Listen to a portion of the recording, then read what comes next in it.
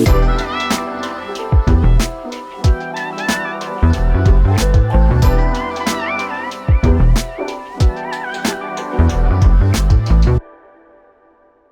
all, my name is John Thomas, or JT Royston. I am the CEO and co-founder of Never Whisper Justice, a justice-centered production company in Brooklyn, New York. And I am joined today by the phenomenal cast of brand film Mami Wata. Sorry for the New York ambiance, as that's where I'm located.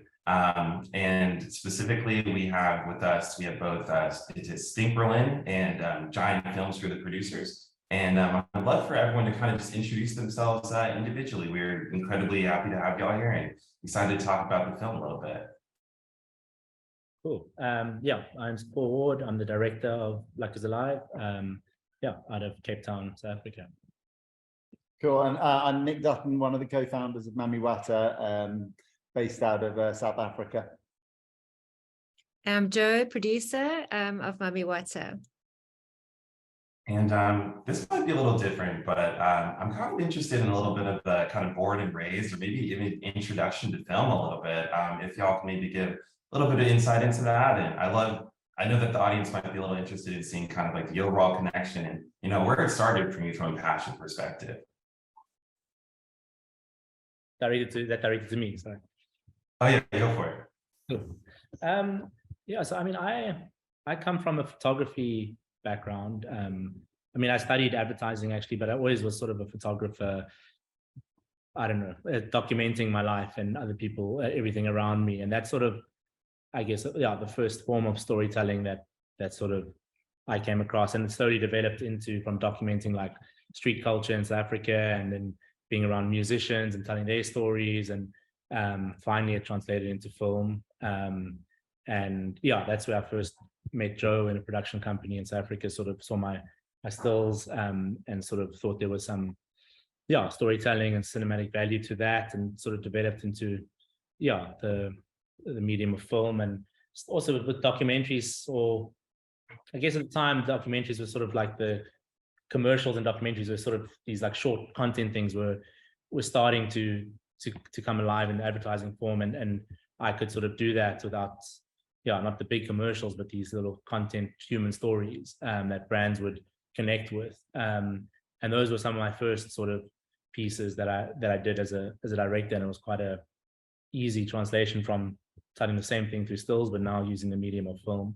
And yeah, since then I've been directing commercials mainly, but also, yeah, short form stories like this, which sort of blurs the line between commercials and short film, I guess. And yeah, that's sort of how I ended up here.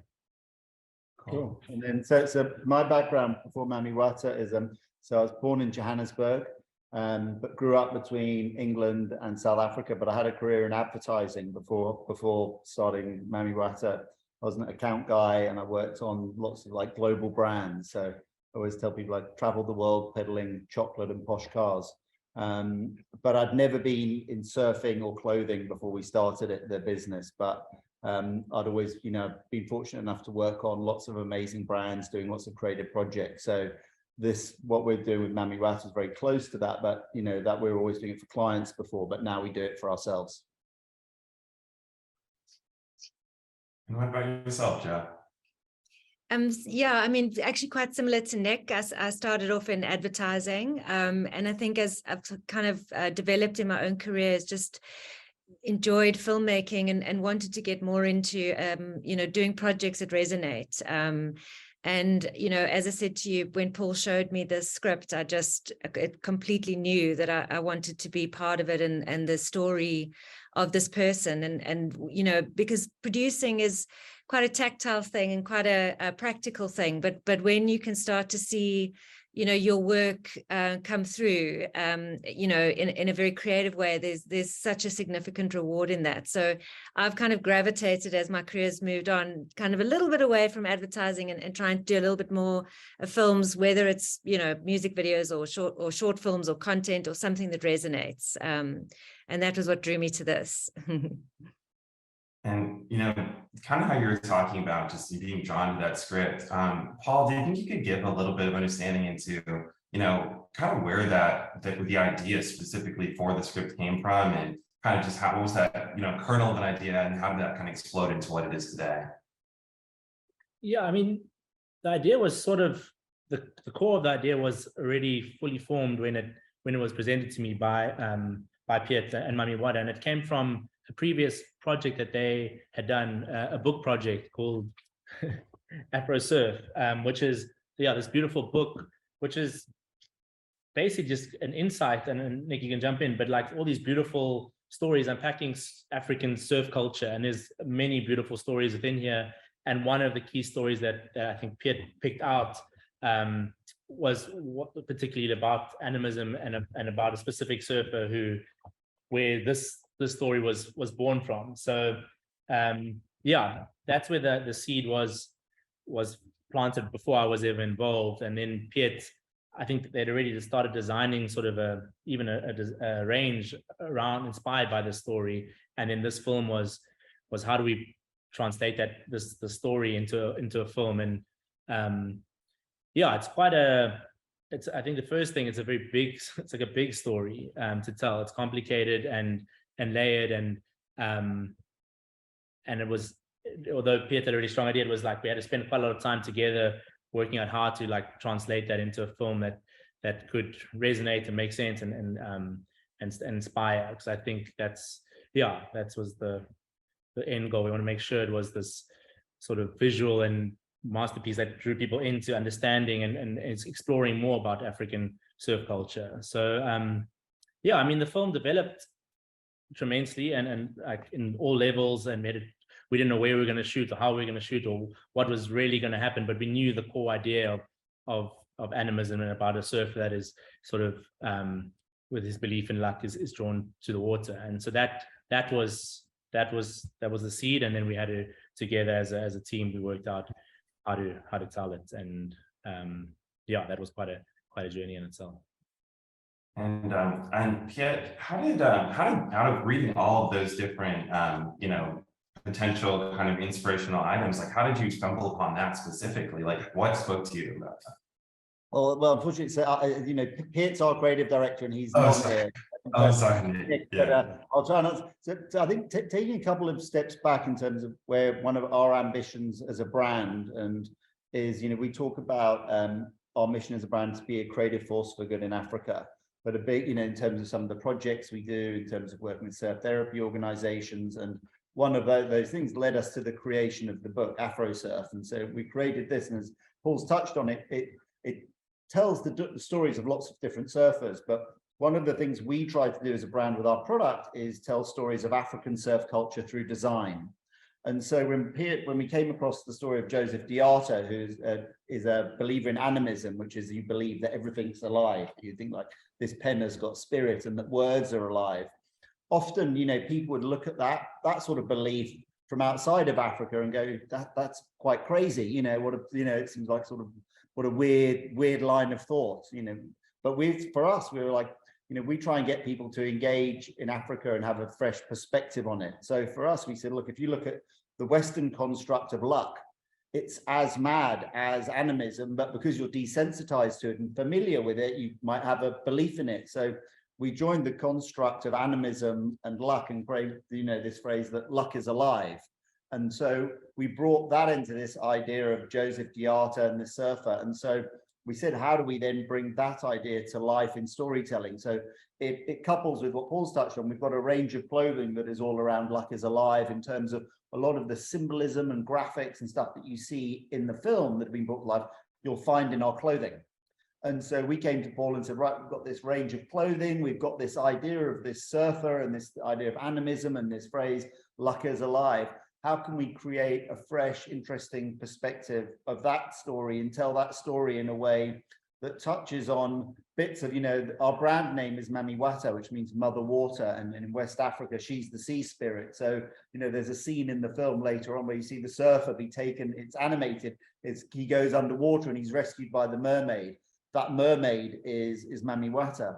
And so there's a lot of complexity in storytelling within the brand that we've got that you also get within African surf culture. So I think one of the challenges we had to Paul and the team was, how do we create bring all these different narratives together to create a film that tells the story of a surfer, but for us, tell it in a way that isn't like linear and explicit, you know, because it's a spiritual story. How do we create a sense of emotion and have an emotional response? And so for us, you know, we came to Paul with a certain amount of thinking, but for us, the next stage was actually when the creative process really starts.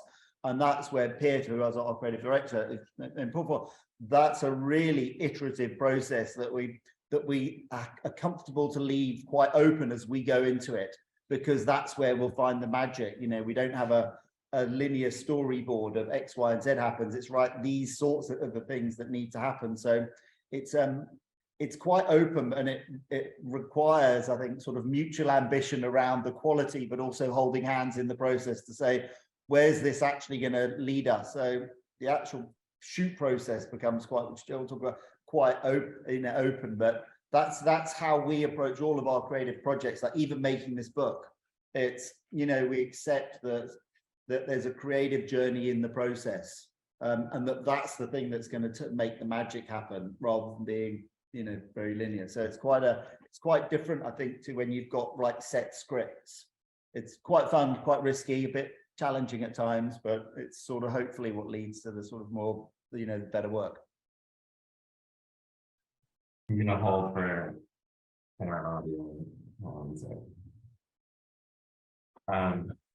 No, that's a wonderful, you know, explanation, Nick. I think it's also, when it comes to the concept of luck and how that's kind of a non-linear feeling, and how that's something that feels almost, it feels like whether it's kind of meant or to be, or from happenstance, and really being able to see all these variations of scenes that kind of emotionally build.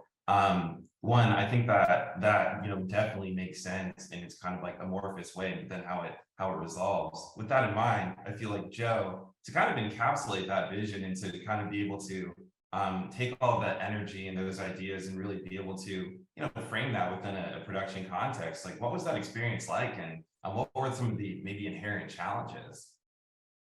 I mean, it was absolutely terrifying, but also absolutely wonderful. It was an incredible challenge. And, you know, I think what we had on our side was a very rooted idea, you know, in terms of, you know, what I came to understand about the brand and what they were doing. And, you know, it was real. The story was real. We had something you know, that we could really dig into, and was the root and the base of everything. And I think that's important in any creative endeavor. You need a starting point that you believe in.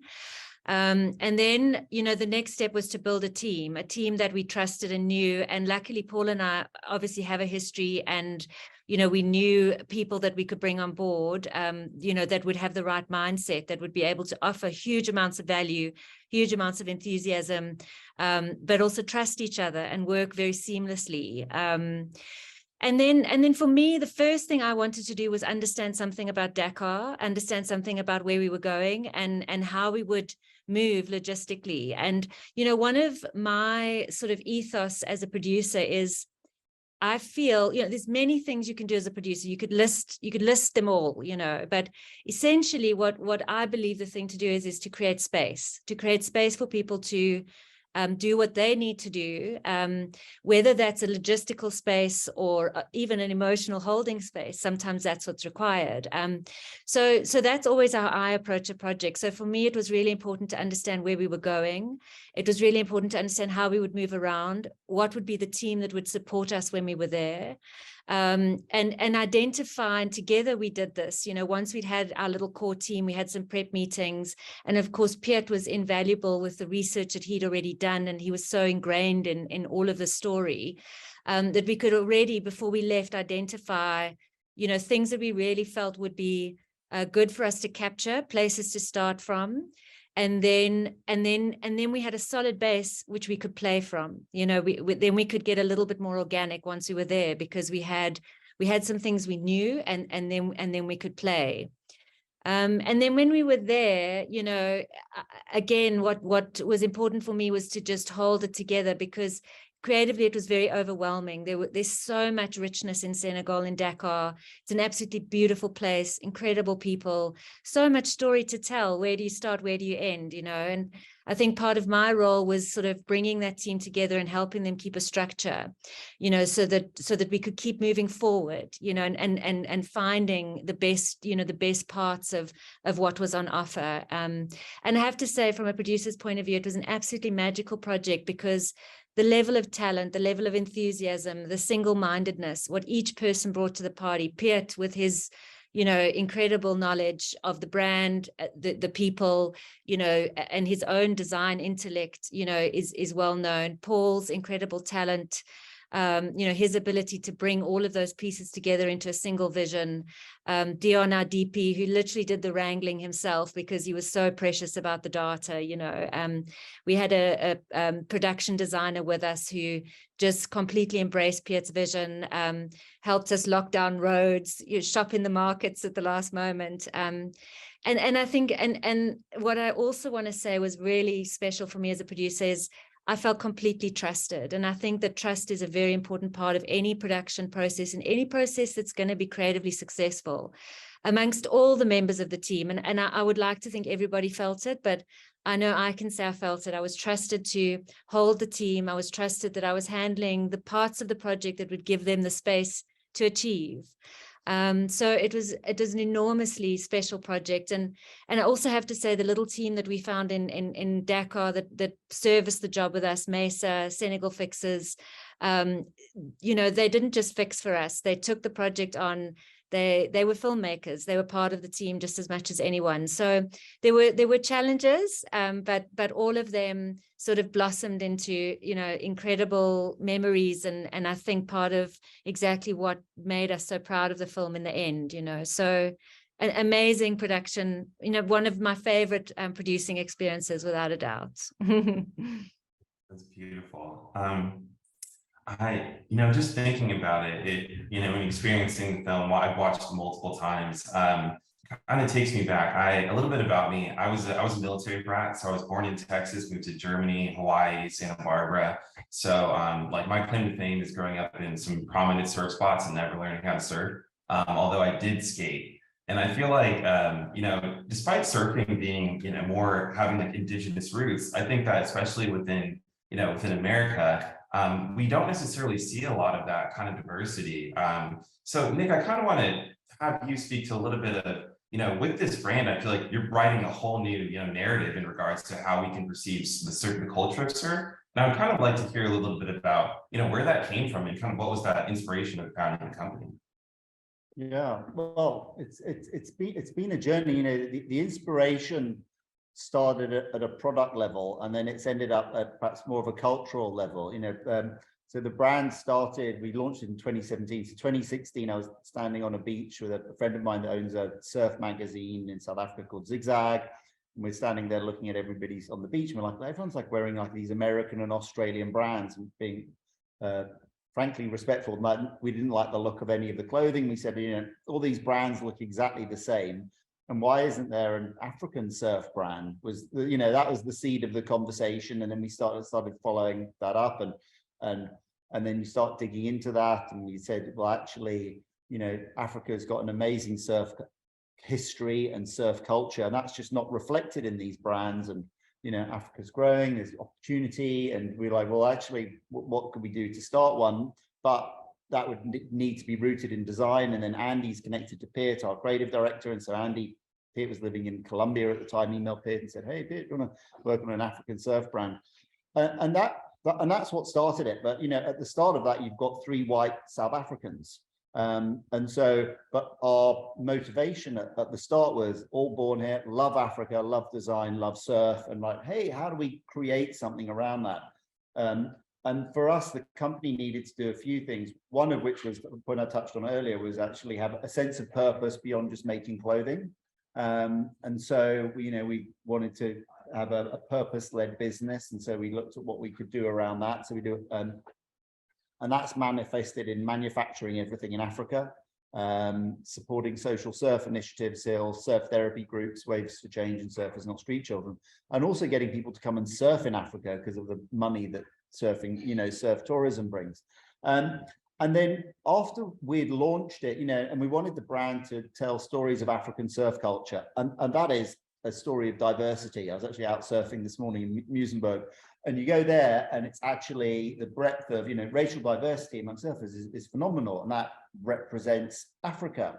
Whereas, and the more I've traveled, more, you go to America, surfing is blonde-haired, blue-eyed, same as Australia, and those brands have dominated surf culture. So we came in saying, right, let's tell this story, which is what's in this book, and let's just reflect that. And so, but its impact has been quite profound and led us on a bit of a journey, which is, for a lot of surfers outside of Africa who are black, brown, of color, have said, "Sure, I love your brand. It's you're literally representing me, and I love surfing, but I've never felt part of the culture because I literally don't see myself in it." And so it's ended up the sort of the meaning and almost sort of importance of what we're doing has shaped out in front of us. And, it wasn't our intent to drive that, but it's been the output of what we were doing. So so that's been the genesis of it. And, it's when you get involved in issues of race and diversity, you understand all the sensitivities, and so and how you represent that. If you're white and involved, what can you say, what can't you say, or what point of view can you represent? And so it's been it's enabled us to engage in a lot of discussion around it. So that's sort of been the journey. But we do a lot of talks and stuff around the world, but it's been quite profound how we'll often have people come up and say, "I just want to let you know I got a copy of Afro Surf, or I saw your film."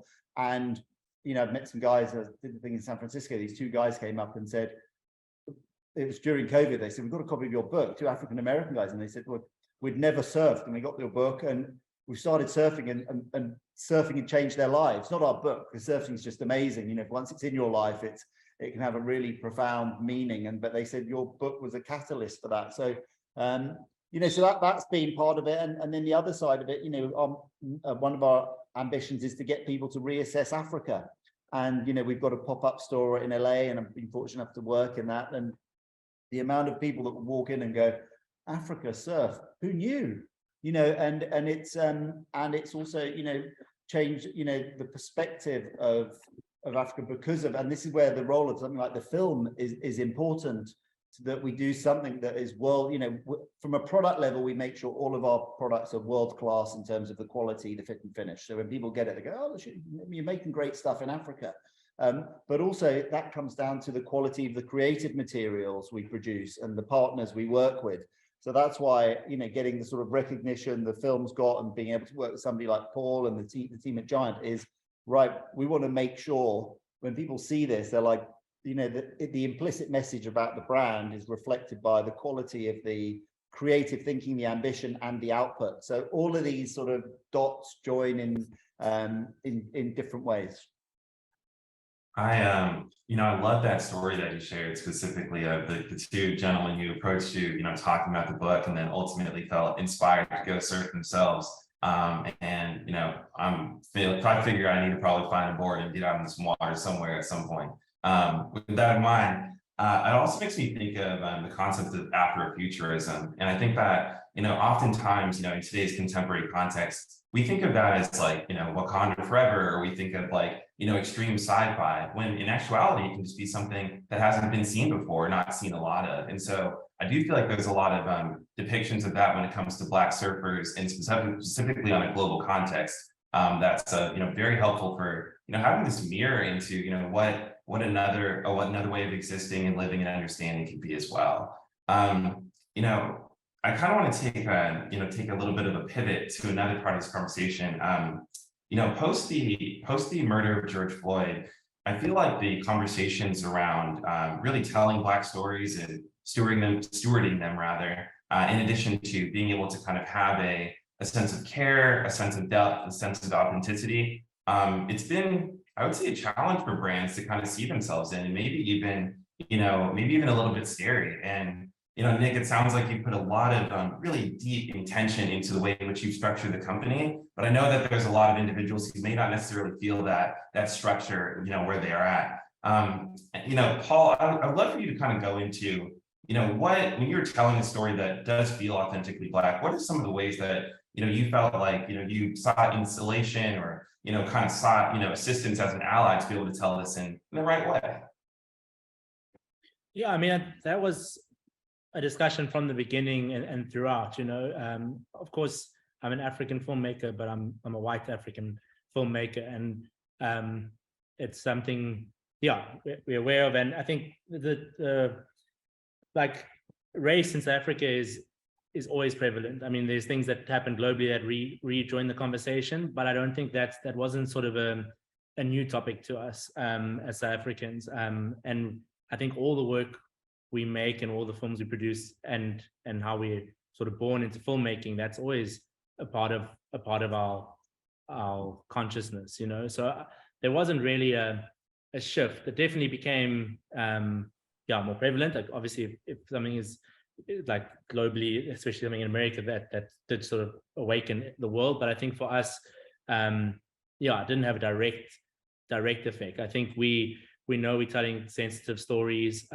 We know they're important stories to tell. And I think what helped in this instance was the research of the book and the connection, the book, the network, the book is made from African contributors, and there's a whole network. And when we started discussing any topic, we had this sort of community and family to discuss points and to understand sort of markers of what was right. And Piet definitely, is creating the book, has been involved, his headspace is in that for years. So it's for me as a filmmaker who's brought the project, who's the project is brought to them, to have Piet by my side to discuss these things and sort of the network.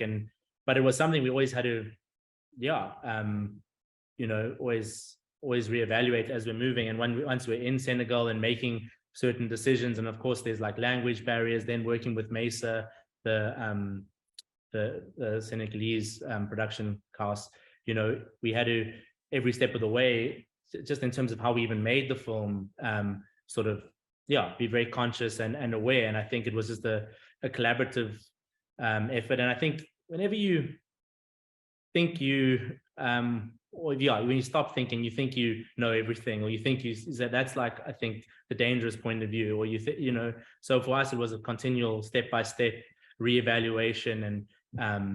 And I think for me, that's just how we approached it through the edit stage. You can change little things that change the story or change the cultural context, and so just being continually aware and continually referring back. And I mean, from things like music and incorporating on the ground in the production, while we're producing, we were obviously talking to local people, and we met dancers there that we incorporated, and then we asked them like what music are they listening to. That leads us to a Senegalese rapper who ends up doing one of the lines in the music, and we sort of having conversations, after an 18-hour shoot day, the Senegalese musician comes and we're talking to him and we like connecting with him, and we're not, and I think that's sort of, and that's what I think Mami Wata is about. It's they connected, they're creating or promoting, they're entrenched in the culture. It's not, and when you're working with a brand like that, it's very different to a brand that is maybe trying to tell a story that they're not entrenched in.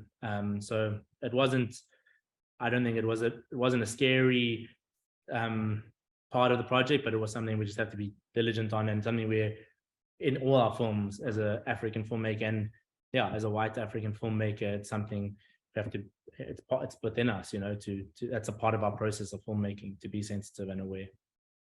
100%. And it sounds like both the context, both from the work that was kind of brought to you, in addition to the support, and it allowed for a brave space and creative space to be able to play and have that freedom of being able to learn and understand and implement and execute. And it sounds like y'all are getting amazing affirmation from that, so that's amazing. I feel like this element of, when it comes to kind of finding beauty in different cultural backgrounds, and maybe even within research and understanding and going through the process of creation, Oftentimes it's easy for us to learn new things about ourselves. And, Joe, I'm kind of interested, like within this project, I feel like as a producer, whether it's kind of holding a lot of the pieces together and, making them operationalized, what's something that you feel like you may have learned about yourself throughout creation, whether, culturally or otherwise? I mean, it was a very special project from that point of view. We shot it just towards the end of, not the end of COVID, but as you were coming out of the main sort of, thrust of it. And so it was being back out in the world again. And then, of course, in this absolutely vibrant, beautiful city with, incredible welcome from the people. That was very special to feel part of the world again, and to engage in the world again. And I think also just from, again, at that stage, I think for production companies and producers and filmmakers, we'd stopped telling films as much because of what had happened with COVID. And I think to get back into, telling those stories again, reminding myself certainly of why I loved what I do and why I love what I do and the people that surround me. And, there's one memory I have that I hold so close, and it was a night that we were shooting, and, the ocean in Dakar is actually not as warm as you think it is, certainly not in the time that we were there. And Dam, the surfer, that we worked with, who is an absolute treasure, and just really became part of the crew.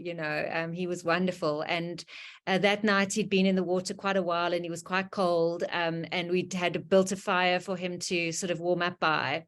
And then we kind of finished shooting, and it had been a tough day for him. It had been long and he was cold. And, I sat down next to him and I just put my arms around him. And I think we must have sat there together for maybe 10 or 15 minutes. And it was so special. It was just this really human connection in the dark on a beach at night, with 6 or 7 people. And I think that it's, for me, it just really connected me back into the world and with humanity again. And that was incredibly special. And I think that had a lot to do with Dakar, a lot to do with her people, and the team that we took. So I found it a very special experience. And again, for me, that comes through in the film. It's you don't make something creatively, I think, unless there's stories happening behind the visuals. There's stories happening behind what you see on screen. I think the depth of that is felt in the film. Yeah. I have one thing I want to ask, because, as someone who is, always geeking out on kind of, the production of film and spends a lot of time in the editing room, there are some very much larger than life moments, specifically within VFX. And I kind of wanted to get a sense of maybe who was the kind of originator behind that, or kind of like how some of those came into play, whether it was, the large dice or some of these more kind of like, amorphous shapes that were integrated, because they are spectacular, especially when it comes to the world of brand film or film in general. It's something that you don't see too often.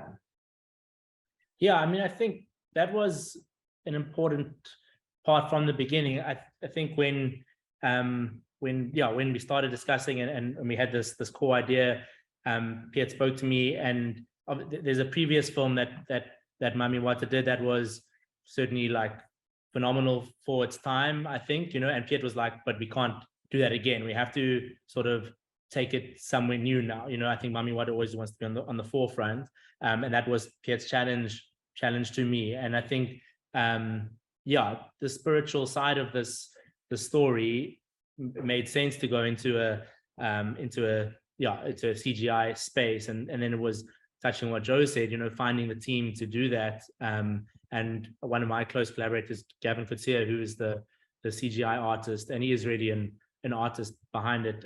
So we collaborated with him, and it was a very different process. It wasn't necessarily, I mean, I had ideas, but then I also wanted to sort of let him feed me ideas in terms of, I didn't want him just to make what I said, it was cool. These are the things I'm playing with, these are ideas. And then he would sort of translate back to me how he thinks we can translate that in a CGI space. And it was like, again, a very different way of filmmaking. Normally you have the storyboard and you execute it. This was way more fluid. I mean, we knew we had the symbolisms of the dice and these certain things, but it was this back and forth and this natural sort of collaboration with him. What's exciting for him from a CG space that is going to make this film stand out and unique. And yeah, I mean, some of the, we were like LiDAR scanning our main character and that sort of formed the basis of some of the shapes. So like in the triangular room,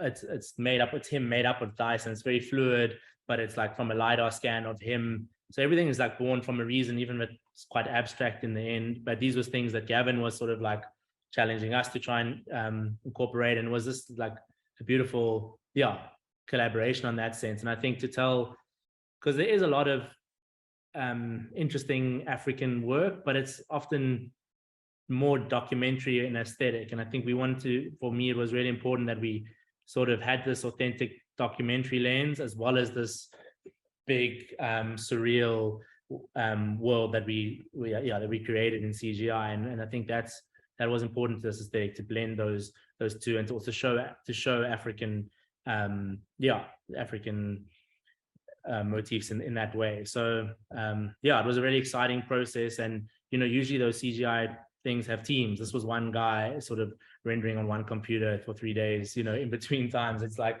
I think you don't see it in the end result, but it was just this beautiful collaboration in the end.